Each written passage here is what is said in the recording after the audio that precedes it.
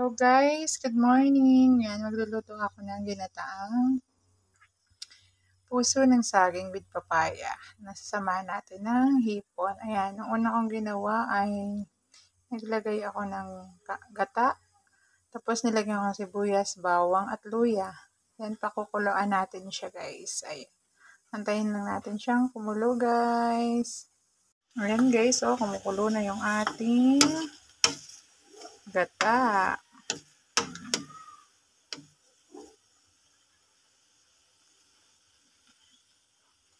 Then habang kumukulo na yung ating gata, ilagay natin yung ating puso ng saging. Ayan, nangitim yung puso ng saging, Nakalimutan kong ilagay siya sa asin kasi para daw hindi mangitim yung puso ng saging. Ilagay natin siya sa asin habang ginagayat. Nakalimutan ko siyang ilagay guys, kaya ayan, medyo nangitim siya. Pero hindi naman siya kaitiman. Pero okay lang, ayan. Nung ilagay natin yung puso ng saging, antayin na natin siyang kumulo. Ayan.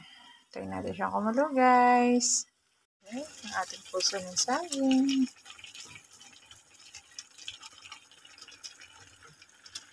Ayan natin siyang maluto, guys.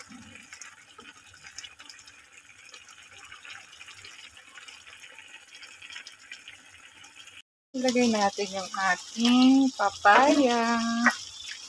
Ayan. Yung ating papaya. Then, halo-haloin natin. Guys. Haloin natin. Sama na natin yung ating papaya. Kasi, nakuluan lang masyado yung ating puso ng saging. Yung papaya natin. Then, ilagay na din natin yung ating hipon. Ayan. Ating hipon. Niluto na natin yung hipon kaya ganyang kulay orange.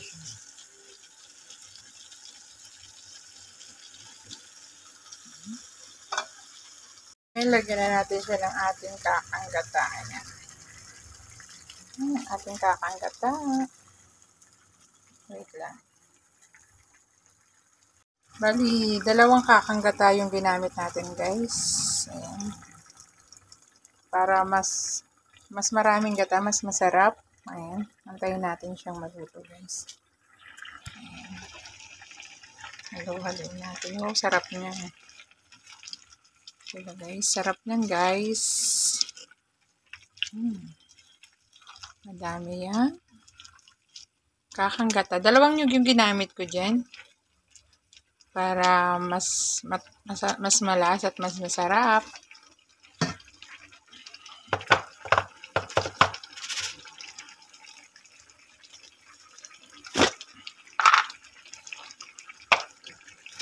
Lagyan natin siya ng asin.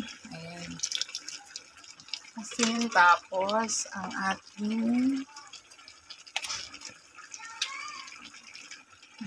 paminta guys. Lagyan din natin siya ng ating paminta para may itim-itim siya dyan.